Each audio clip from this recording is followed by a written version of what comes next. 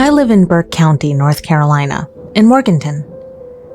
I'm used to the quiet lifestyle that comes with living in a rural place. You get some weird characters here and there, but it's usually nothing too bad. I own a nice plot of land with my husband. My work schedule fluctuates. Sometimes I work days, and sometimes I work nights.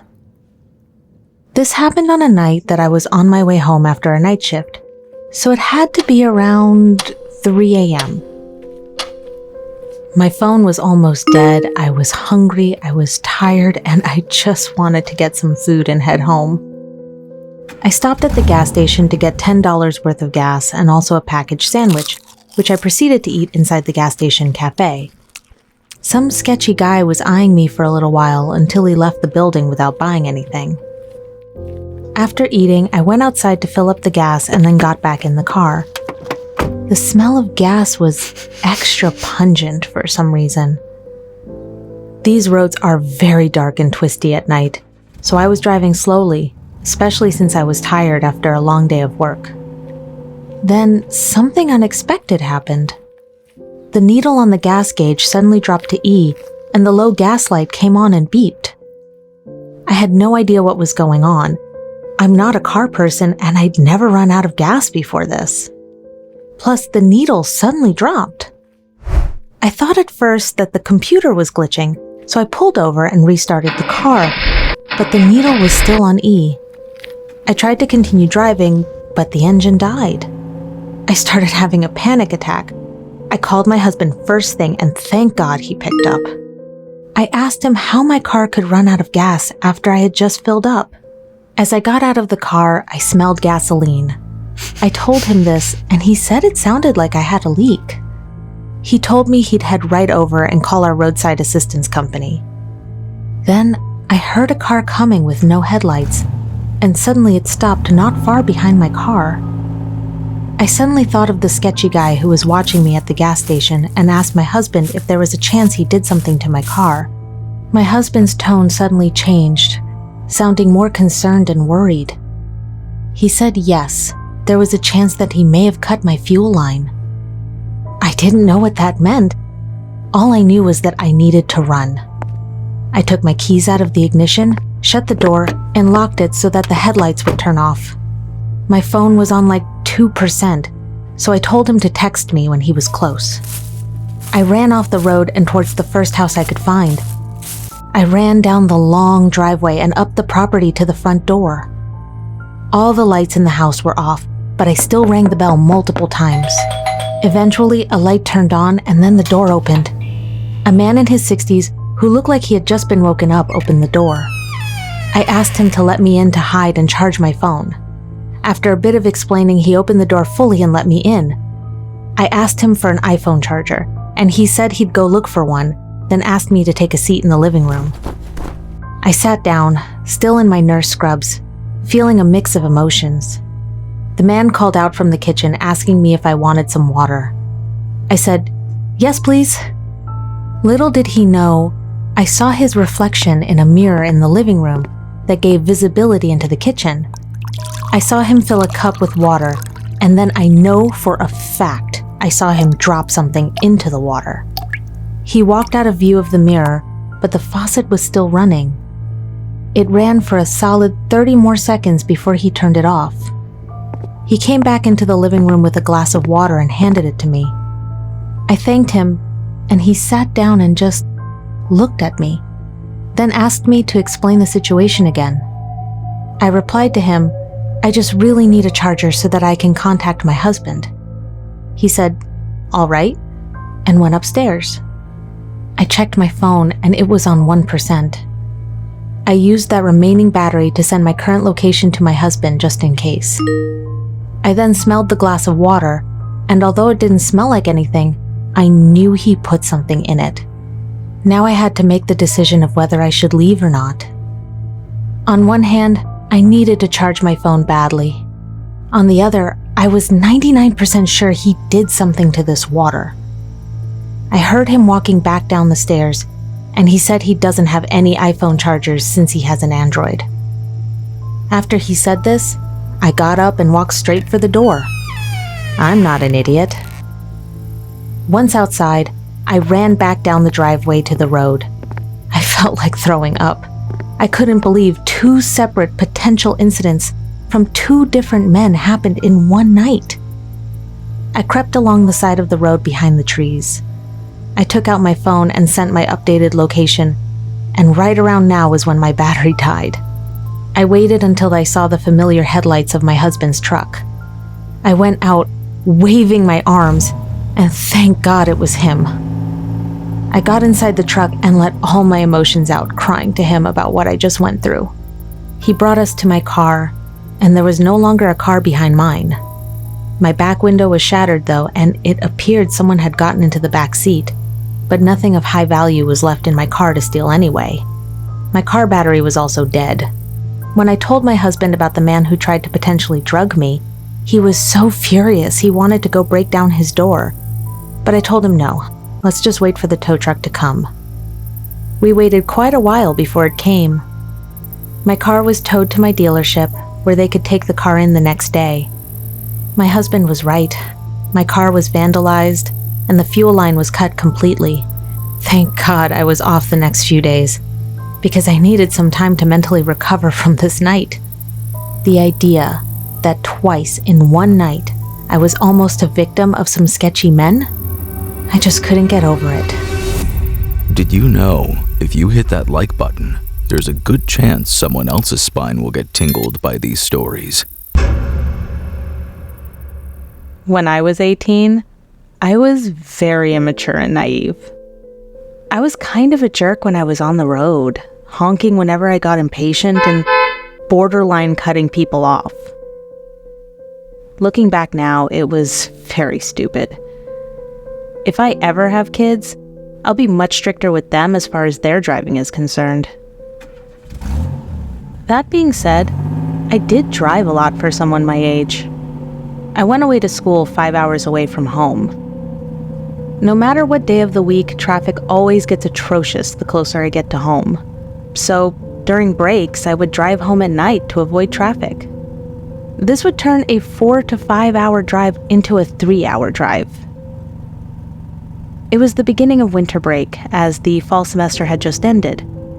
All my friends left for home on the same day, but I waited until later in the night to head out because there's nothing I hate more than traffic. I used to drive a Mazda 3 that I would beat the living crap out of. Admittedly, I was known for driving my car with a near-empty tank consistently. People would comment on it whenever they were in the car with me, and I'd always assure them that the car would still have at least 30 miles to go, even after the needle hit E. I found out the night I was driving home from school that I was wrong. I was only about an hour into my drive on the interstate. The needle was on E, and I was pushing my luck, waiting for a gas station sign instead of looking up the nearest one on the map.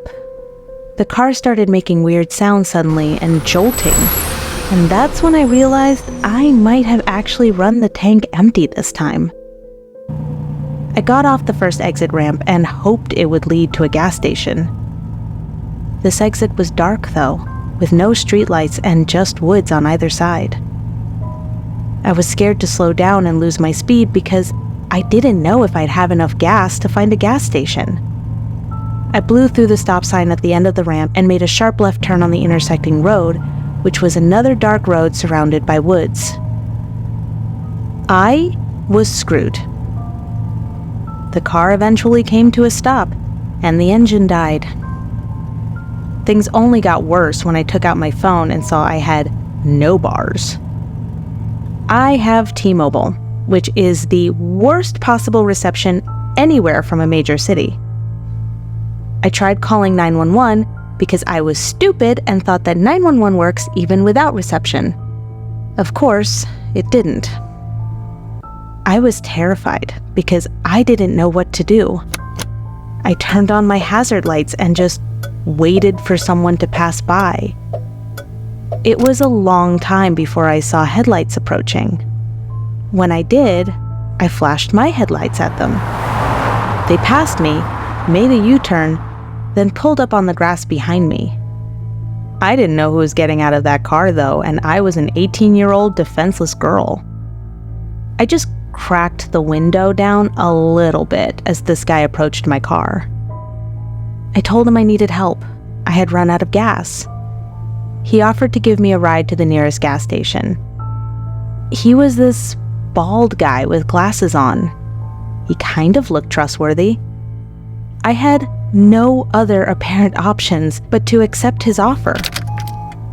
I got out of the car and followed him to his car, making sure to lock my doors first. His car was a black Honda, probably a 2010? It smelled funky in his car, though I couldn't pin down what the smell could be. He made another U-turn and started driving in the direction he was driving before. He made conversation with me, asking where I was from and other basic questions. I was honest with him that I was driving home from school. He said he lived in the area and that they don't get too many out-of-towners getting off the interstate for this quiet little town. The route we were taking lacked any buildings. It was just woods everywhere. I asked if he knew of any gas stations, and he said, yeah, just a ways up the road. There were some lights and buildings at last. A diner and a few small houses. There was a red light at the first intersection since I got in his car. We came to a stop, and for the first time, there was silence. Then, I heard the unmistakable sound of someone screaming in the trunk, followed by thumps and bangs. I looked at the man, who looked at me. In a split second, I unbuckled my seatbelt, opened the door, and ran, while at the same time he tried grabbing me and pulling me back into the car. I heard him get out as well, but instead of chasing me, he ran to close his passenger side door. Then I heard him floor it down the street. I ran into the diner and asked for help making a scene. I used their phone to call 911. I waited there, and it became this whole huge thing with multiple police officers showing up to the diner to take a report. Given the gravity of the report I was making, that I heard someone in the trunk of the car, they had to get every last detail from me about the man's car, his appearance, and where he picked me up. I was also given a ride back to my car so they could include the pickup location in the report. They also helped me get a hold of AAA, which eventually came to my location to fill my car with gas. This was, overall, the scariest experience of my life. I was shaken to the core the whole rest of the ride home. I hope they found that man. I hope whoever was in that trunk is still alive today. For all I know, that man could have been bringing me to his house or somewhere else, and I was just lucky I had a chance to get out at that red light. Back in 2005, when I was 18, I was living in Uvalde, Texas, a very low-income neighborhood, the kind you find sprawled out all over rural Texas when you're not right outside of a city. The closest city to me was San Antonio. I was attending a local community college because that's all my parents could afford for me. One of my best friends from high school, Andrew, had moved to San Antonio to go to San Antonio College. He was living in a small apartment just outside of the city with a roommate.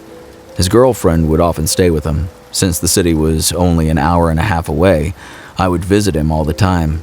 One weekend, he invited me to come crash for the night, so I took my trusty old 1995 Toyota pickup truck. Just kidding. The thing was a piece of crap. The gas gauge didn't even work. I had to always keep track of when I last filled the tank and reset the trip mileage. I took Route 90, which was a straight shot from Uvalde to San Antonio.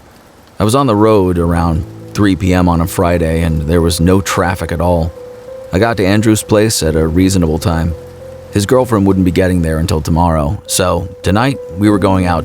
We stopped at a liquor store, drank at his apartment for a while with his roommate, and then the three of us went to this dive bar that would kind of look the other way with fake IDs. That was basically our night. We got back to their apartment around 2 a.m. after getting food. I slept on the couch. The next day would have almost been the same, but Andrew and his girlfriend were having issues all day. As the two of them got drunker as the night progressed, she started yelling at him in front of me. It got really awkward and uncomfortable. I didn't have much to drink because I was already iffy about staying the night with her there. I eventually decided I would just head back home. I said goodbye to everyone and started my journey home.